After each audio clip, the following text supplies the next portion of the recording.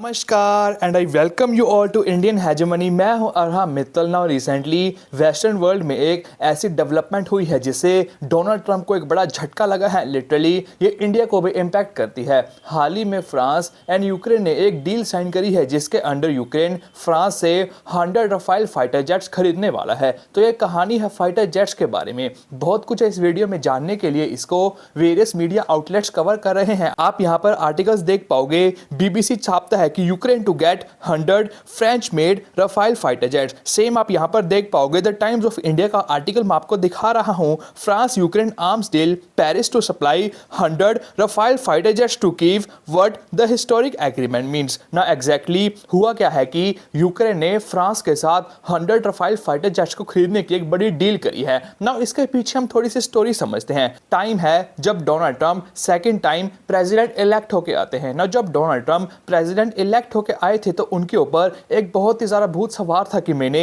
American made F-35 fighter jets पूरी दुनिया में बेचने हैं। और इसके लिए डोनाल्ड ट्रंप पूरी दुनिया में निकल पड़े। सबसे पहले ये इंडिया की ओर आए, इंडिया के ऊपर बहुत सारा प्रेशर डाला कि आप हमसे F-35 फाइटर जेट्स खरीदिए। ना उस टाइम पर रफाइल फाइटर जेट भी काफ़ी ज़्यादा फेमस था क्योंकि इंडिया एंड फ्रांस एक दूसरे के साथ रफाइल फाइटर जेट्स को लेकर डील कर रहे थे। India one of the largest defence importer है पूरी दुनिया में। तो एक तरह से इंडिया की मार्केट काफी ज्यादा अट्रैक्टिव मार्केट है। तो अगर इंडिया फ्रांस को चुन रहा है तो उस केस में रफाइल फाइटर जेट्स की इंपॉर्टेंस अपने आप पूरी दुनिया में इंक्रीज हो जाती है। तो डोनाल्ड ट्रंप अपने अमेरिकन मेड F-35 को बेचने के लिए भी इंडिया की ओर निकल पड़े। और इंडिया के ऊपर प्रेशर तो बहुत ज्यादा डाला लेकिन इंडिया एक बार भी डोनाल्ड ट्रंप के प्रेशर के अंडर आया नहीं। ना उसके बाद डोनाल्ड ट्रंप ने किया क्या कि F-35 का थोड़ा शोकेस करते हैं। उसके लिए डोनाल्ड ट्रंप ने यूके को कहा कि आप F-35 इंडिया में लेके जाइए। नो टाइम है जब यूके अपना F-35 इंडिया में लेके आता है। यूके के पास अपने F-35 नहीं है।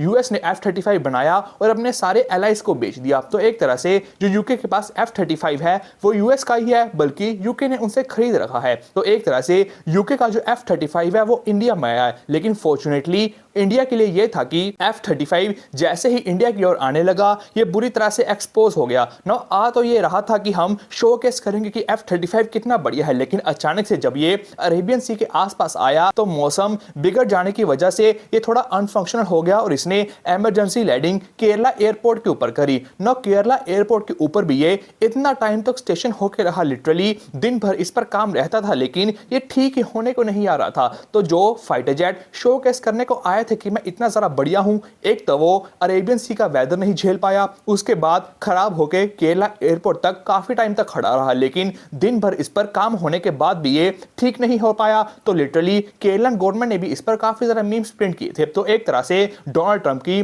पूरी दुनिया में बेइज्जती हुई कि F-35 ये कैसा फाइटर जेट है, लिटरली एक मौसम को भी सर्वाइव नहीं कर पाया और इतने टाइम पर स्टेशन होकर खड़ा है, ये ठीक नहीं हो पा रहा है। तो इसके कारण F-35 का पूरी दुनिया में काफी ज्यादा मजाक उड़ा। ना उसके बाद अचानक से इंडिया एंड पाकिस्तान के बीच में कॉन्फ्लिक्ट शुरू हो जाती है जिसके under India Rafale fighter jets का प्रयोग करके पाकिस्तान की एयर बेसिस को भी टारगेट करता है। लेकिन जैसे कि हाल ही में एक न्यूज पब्लिश हुई थी कि पाकिस्तान ने डोनाल्ड ट्रंप को खरीदने के लिए काफी ज्यादा पैसे खर्चे हैं। तो पाकिस्तान ने पूरी दुनिया में यह प्रोपेगेंडा प्रमोट करना शुरू किया कि हमने इंडिया के इतने फाइटर जेट्स मार गिराए हैं। ना उसमें डोनाल्ड ट्रंप ने भी पाकिस्तान को बहुत ज्यादा सपोर्ट किया। डोनाल्ड ट्रंप ने क्यों सपोर्ट किया? क्योंकि उससे एक तरफ फाइटर जेट्स की पॉपुलैरिटी काफी ज्यादा गिरेगी, दूसरा F-35 की पॉपुलैरिटी भी काफी ज्यादा इंक्रीज होगी। तो डोनाल्ड ट्रंप ने आसिम मुनीर के साथ हाथ मिलाया। डोनाल्ड ट्रंप ने भी वेरियस टाइम पूरे इंटरनेशनल प्लेटफॉर्म पर यह बात कही कि पाकिस्तान एंड इंडिया के कॉन्फ्लिक्ट में बड़े बड़े नए फाइटर जेट्स मार गिराए थे।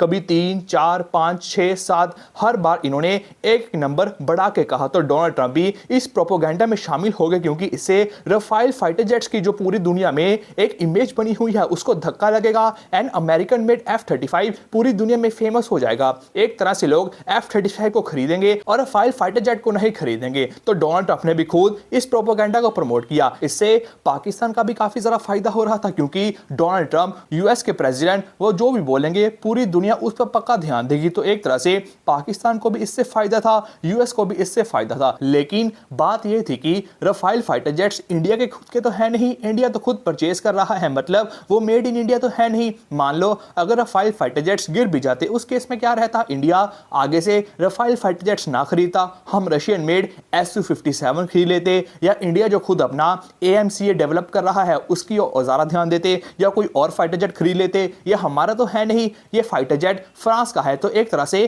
फ्रांस की इमेज के ऊपर एक ज़्यादा दाग लगने लगा, क्योंकि फ्रांस ने इसको आगे पूरी दुनिया में भी बेचना है। अगर Donald Trump Rafale fighter jet के बारे में इतना ज़्यादा बुरा बोलेंगे तो फ्रांस पूरी दुनिया में रफाल फाइटर जेट्स को बेचेगा कैसे। तो उस टाइम से डोनाल्ड ट्रंप एंड फ्रांस के प्रेसिडेंट इमैनुअल मैक्रोन के बीच में एक नोकझोंक शुरू हो गई। जैसे कि आपको पता होगा, जब G7 समिट अटेंड करने के लिए सभी लीडर्स कनाडा में इकट्ठा हुए थे तो डोनाल्ड ट्रंप थोड़ा जल्दी चले गए थे। तो इस पर इमैनुअल मैक्रोन ने यह कमेंट किया था कि हाँ वो तो इजराइल और ईरान के बीच में सीज फायर करवाने गए हैं। नो इसको लेकर डोनाल्ड ट्रंप ने काफी ज्यादा अग्रेसिव स्टेटमेंट की दी थी कि मैक्रोन को तो कुछ पता ही नहीं है। दूसरा, इजराइल और गाजा की वॉर चल रही थी, डोनाल्ड ट्रंप उसको भी नहीं करवा पा रहे थे। तो इमैनुअल मैक्रोन ने किया क्या कि पैलेस्टीन को एज अ स्टेट रिकॉग्नाइज कर दिया। नो इससे डोनाल्ड ट्रंप के ऊपर काफी ज्यादा प्रेशर पड़ा कि मुझको इजराइल और गाजा की वो रोकनी पड़ेगी। तो अचानक ही डोनाल्ड ट्रंप ने मुस्लिम कंट्रीज के लीडर्स के साथ मीटिंग करी, गाजा पीस प्लान निकल के आया और तब इजराइल और हमास के बीच में सीज फायर हुआ।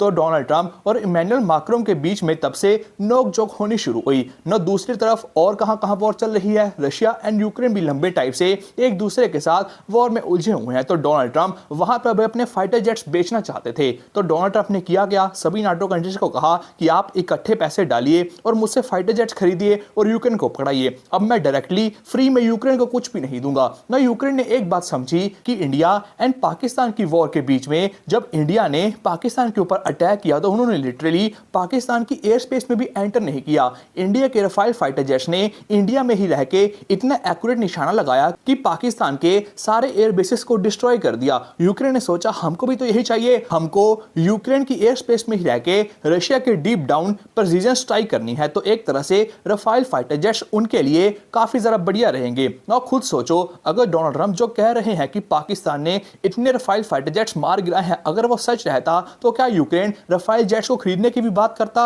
अरे अगर पाकिस्तान का नल्ला air defence system Rafale fighter jets को मार गिरा सकता है तो रशिया के पास तो भाई S-400 है। S-400 तो लिटरली रफाल फाइटर जेट को बुरी तरीके से बर्बाद कर सकता है। वो तो रफाल फाइटर जेट को उड़ने भी नहीं देगा, ग्राउंड पर ही खड़ा खड़ा मार देगा अगर रफाल फाइटर जेट इतना सारा बुरा होता। ना जैसे ही यूक्रेन एंड फ्रांस ने एक दूसरे के साथ डील करी जिसके under Ukraine 100 Rafale fighter jets आने वाले 10 सालों में फ्रांस से खरीदेगा, इससे डोनाल्ड ट्रंप का प्रोपेगेंडा जब वो पूरी दुनिया में फैला रहे थे वो बुरी तरह से एक्सपोज होता है। इससे एक बात साफ साफ दिखाई देती है कि रफाल फाइटर जेट काफी ज्यादा बढ़िया है और दूसरी साइड F-35 काफी ज्यादा बेकार है। F-35 केरला में आया, मौसम नहीं संभाल पाया, काफी टाइम तक वहां पर स्टेशन होकर रहा, ठीक नहीं हो पाया। बाकी ऑनलाइन वीडियोस भी काफी ज्यादा वायरल हो रही हैं जहां एक F-35 fighter jet take off करता है एंड अचानक ही क्रैश कर जाता है। तो एक तरह से F-35 की पूरी दुनिया में बेइज्जती होने लगी एंड रफाल फाइटर जेट्स का पूरी दुनिया में एक तरह से प्रमोशन होने लगा। इसको लेकर डोनाल्ड ट्रंप काफी ज्यादा चिड़े हुए हैं। तो हाल ही में जब ये डेवलपमेंट निकल के आई है कि यूक्रेन ने फ्रांस के साथ डील कर दी है कि वो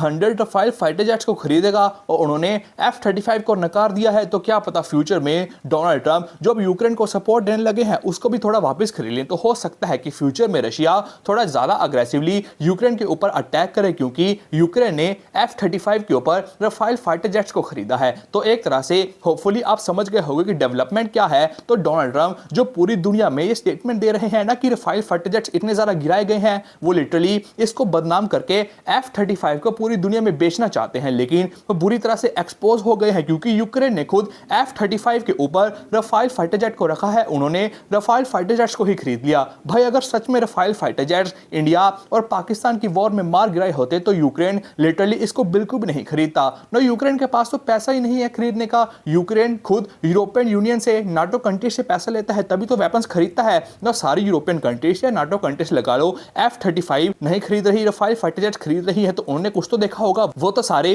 प्रूफ्स के ऊपर ही काम करते हैं। प्रूफ क्या थे कि इंडिया ने रफाल फाइटर जेट के साथ पाकिस्तान के सारे एयर बेसिस को डिस्ट्रॉय कर दिया था। तो होपफुली आप ये क्या डेवलपमेंट हुई है उसके बारे में समझ गए होंगे। यूक्रेन ने डोनाल्ड ट्रंप को एक बड़ा शॉक दे दिया है एंड डोनाल्ड ट्रंप बहुत बड़े झटके में होंगे कि अचानक से क्या हो गया। और होपफुली आप इंडिया का भी स्टांस समझ गए होंगे कि रफाल फाइटर जेट से इंडिया ने पाकिस्तान का जो हश्र किया था उसको पाकिस्तान आज तक भुला नहीं पाया है। लिटरली लिटरली जो एयर बेसिस डिस्ट्रॉय हुए थे वो आज तक पाकिस्तान ठीक नहीं कर पाया है। लिटरली इसे डोनाल्ड ट्रंप का भी प्रोपोगेंडा एक्सपोज कर दिया जाता है। बाकी आपकी क्या राय है, आप कमेंट्स में जरूर बता सकते हैं कि क्या इंडिया को फ्यूचर में और राफेल फाइटर जेट्स खरीदने चाहिए या हमको मेड इन इंडिया पर ज्यादा काम करना चाहिए, रशिया के साथ मिलकर अपने खुद के फाइटर जेट्स बनाने चाहिए। क्योंकि हाल ही में रशिया ने यह बात कही है कि हम फुल टेक्नोलॉजी ट्रांसफर करने के लिए भी तैयार है, जिस पर हमने ऑलरेडी एक वीडियो अपलोड कर दी है। बाकी आपकी जो भी राय है आप कमेंट्स में बता सकते हैं। हम इंडिया के पॉइंट ऑफ व्यू से क्या बेस्ट है सभी कुछ डिस्कस करते हैं।